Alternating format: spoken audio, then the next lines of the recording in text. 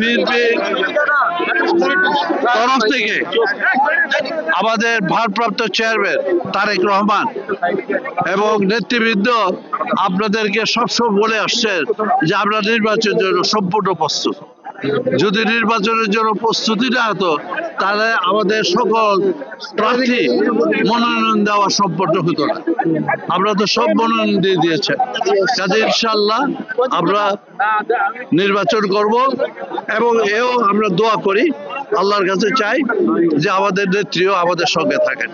শুনেন, জনগণ কি চায়?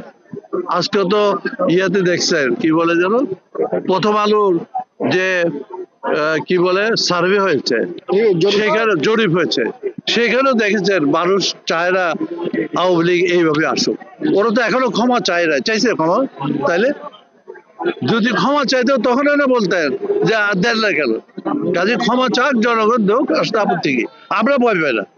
ভারপ্রাপ্ত চেয়ারম্যান ভাবছেন যে ওনার মা হয়তো লন্ডনে যাবেন, গেলে তো ওনাকে রিসিভ করতে হবে, কাজে ওরা চিকিৎসা দেখবেন, কিন্তু এখন উনি রিসিভ পুনর্বিচার করবেন কবে আসবেন, কিন্তু আশা করি যে শিগগিরই আসবে।